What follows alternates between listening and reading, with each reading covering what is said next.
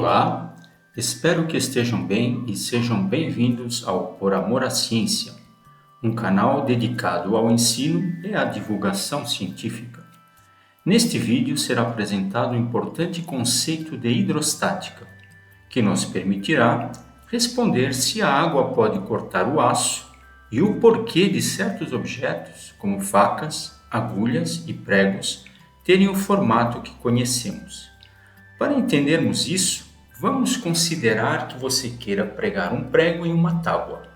Obviamente, você irá encostar a ponta do prego na madeira e aplicar, com um martelo, uma força. E pronto!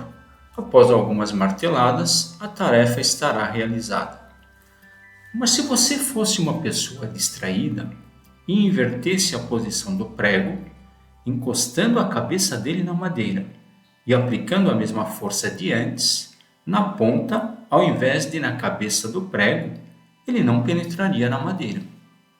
Se a força aplicada foi a mesma, por que ele só penetra a madeira na primeira situação? Isso mostra que não é apenas a força aplicada que é importante. Qual é a grandeza física a ser considerada quando é necessário perfurar ou cortar algo? Na primeira situação, a força aplicada na madeira foi distribuída sobre uma área bem menor, a ponta do prego, do que na segunda situação, a cabeça do prego. Então, o que importa para perfurar alguma coisa é a pressão, um conceito definido como a razão entre a força normal aplicada em uma superfície e a área na qual a força é aplicada, ou seja, a força dividida pela área. Matematicamente, esse conceito é representado por esta fórmula. Podemos notar que essa fórmula está de acordo com o que se espera intuitivamente.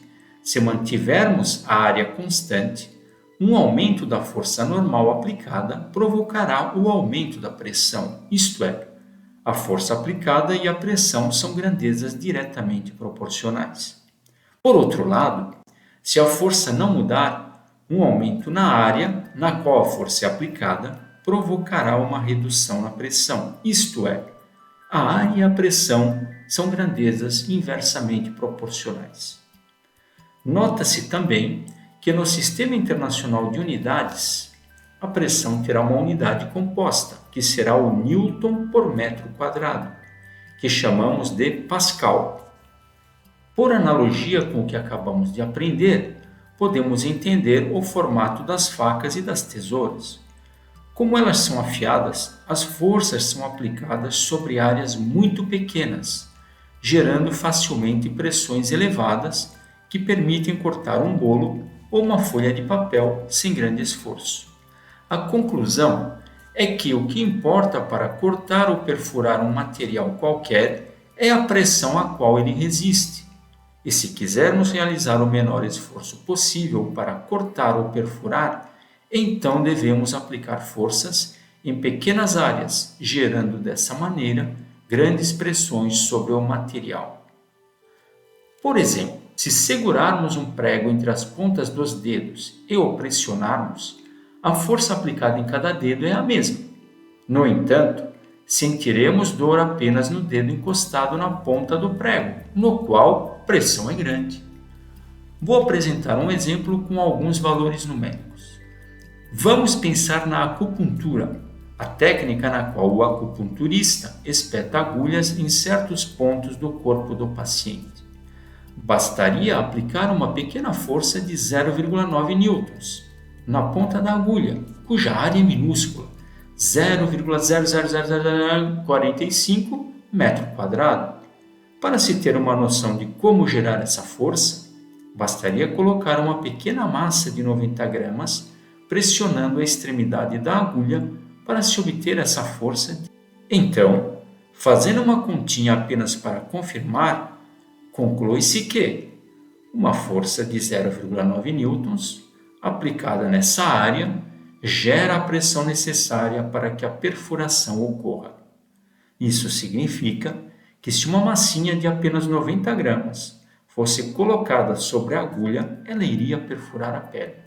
É uma pequena força que aplicada em uma área minúscula gera uma pressão elevada. Bem, parece-me que já estamos entendendo qual é a grandeza física relevante para perfurar ou cortar algo. Novamente, é a pressão a qual o corpo resiste. No entanto, notem que o conceito de pressão vai além disso. Não se limita a explicar o corte e a perfuração de algo. Por exemplo, no caso da pressão arterial, trata-se da força que o sangue exerce sobre as paredes das artérias do nosso corpo. Já no caso da pressão atmosférica, trata-se da força-peso de todo o ar que está acima da superfície que gera a pressão. Se isto está te ajudando a entender o conceito de pressão, por favor, considere dar um like e fazer a sua inscrição no canal, pois isso irá ajudar muito o nosso crescimento e evolução. Mas, afinal de contas, pode a água cortar o aço? Acredito que agora já consigam responder a essa pergunta. Se for possível, com um jato de água, aplicar uma pressão suficientemente grande sobre o aço, com certeza a água irá cortá-lo.